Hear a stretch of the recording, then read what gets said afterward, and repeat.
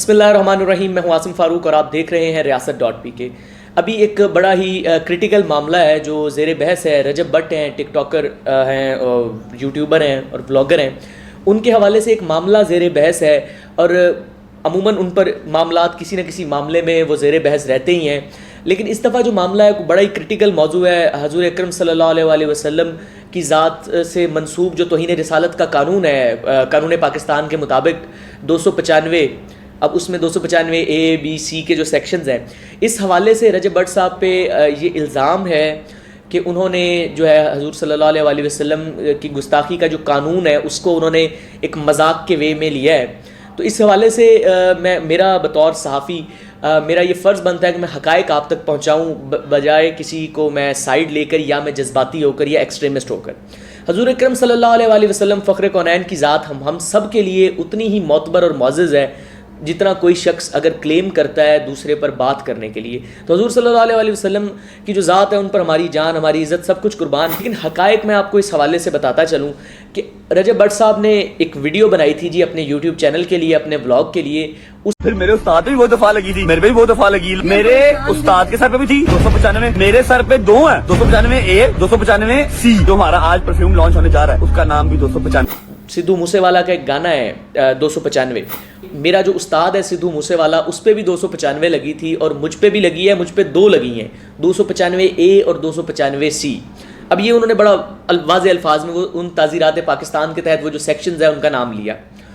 اب پھر انہوں نے کہا جی کہ میرا ایک پرفیوم لانچ ہو رہا ہے جی 295 اس کا نام ہوگا. اب اس پر جو ہماری عوام کی طرف سے ایک بڑا ہی سخت ری ایکشن آیا کہ ایک شخص 295 اے اور 295 سی جو توہین رسول اکرم صلی اللہ علیہ وآلہ وسلم کے حوالے سے قانون ہے اس کو مذاق بنا رہا ہے، جس پر ان کے خلاف ایف آئی آر درج کروائی گئیں. ابھی میری اطلاعات کے مطابق 2 سے زیادہ ایف آئی آر تقریباً درج ہو چکی ہیں اور جو ان کی گرفتاری کے لیے جو ہے نا وہ کہا جا رہا ہے. اب فردر جو اس وقت تک سچویشن ہے کہ رجب بٹ صاحب جو ہے نا وہ پہلے لاہور سے اسلام آباد چلے گئے تھے اور اب وہ اسلام آباد سے بھی فلائی کر گئے ہیں کسی اور ملک میں. تو میرے خیال میں یہاں پر ہمیں اینالائز کرنے کی ضرورت ہے کہ ایک شخص جو ہے اس نے کیا معاملہ کیا ہے اور اس کو بجائے اس کے کہ ہم مشتعل ہو کر ہم اس کو میرٹ پر دیکھیں کہ کیا معاملہ ہوا ہے. جب یہ ویڈیو بنائی تو اس کے بعد جب وہ کوحرام مچا، ایف آئی آرز ہوئیں تو لوگوں کا ایک بڑا سخت ری ایکشن آیا. اس کے بعد رجب بٹ نے جو ہے نا وہ ایک اور ویڈیو بنائی، اس پہ انہوں نے قرآن پاک پہ ہاتھ رکھ کے انہوں نے قسم کھائی اور انہوں نے یہ کہا کہ جی میں مطلب پورا انہوں نے اس کو چیز کو اس نے ایکسپلین کیا کہ جی حضور صلی اللہ علیہ وسلم کی ذات، اللہ تعالیٰ اور اس کے رسول پر ہم بات کرنا تو بہت دور کی بات ہے، ہم سوچ بھی نہیں سکتے. انہوں نے قرآن پاک پہ ہاتھ رکھ کے قسم کھائی کہ مجھ سے غلطی سے ہوا جو بھی میں نے بات کی. اب اس معاملے پہ جو موقف ہے وہ آئی تھنک لوگوں کو سوچنے کی بھی ضرورت ہے کہ اگر ایک شخص کہہ رہا ہے کہ میں نے گستاخی نہیں کی تو ہم زبردستی اس سے کیوں منوائیں کہ اس نے کی ہے. اگر وہ کہہ رہا ہے کہ میں حضور کی ذات پہ گستاخی میں نے نہیں کی تو میں نے کیوں منوانا ہے. باقی ویورشپ لینے کے لیے ہاں میں بھی یہ چیز کہہ سکتا ہوں کہ جی ہاں جی یہ ہوا، لیکن یہ بات غیر مناسب ہوگی میرے پروفیشن کے ساتھ بھی اور حضور کی ذات کے ساتھ بھی.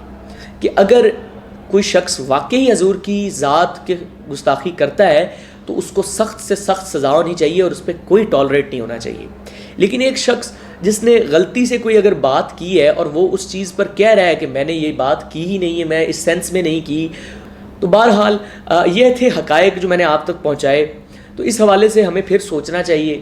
تو لوگوں کو مشتعل ہونے سے زیادہ حقائق پر اور ریسرچ کی ضرورت ہے. بغیر سوچے بغیر سمجھے مشتعل ہونا وہ میں نہیں سمجھتا کہ کوئی سمجھداری کی بات ہے.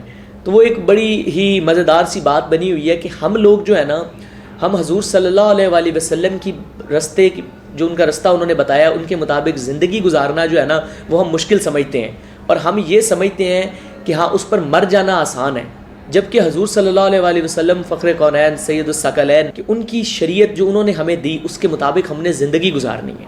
ہم وہ زندگی گزارنا تو ہم نہیں کرتے، ہم ہوتے ہیں شارٹ کٹ کی تلاش میں کہ ہم کسی شخص پر یہ الزام لگے گستاخی کے حوالے سے اور ہم اس پر جی اس طرح کا معاملہ کرتے. تو باقی رجب بٹ ہو جائیں یا کوئی بھی معاملہ ہو جائے ہمیں اس چیز کو دیکھنے کی ضرورت ہے کہ اگر اس نے گستاخی کی ہے تو اس کو ضرور سزا ہونی چاہیے، لیکن اگر اس نے نہیں کی تو صفائی کا موقع بھی ان کو ملنا چاہیے.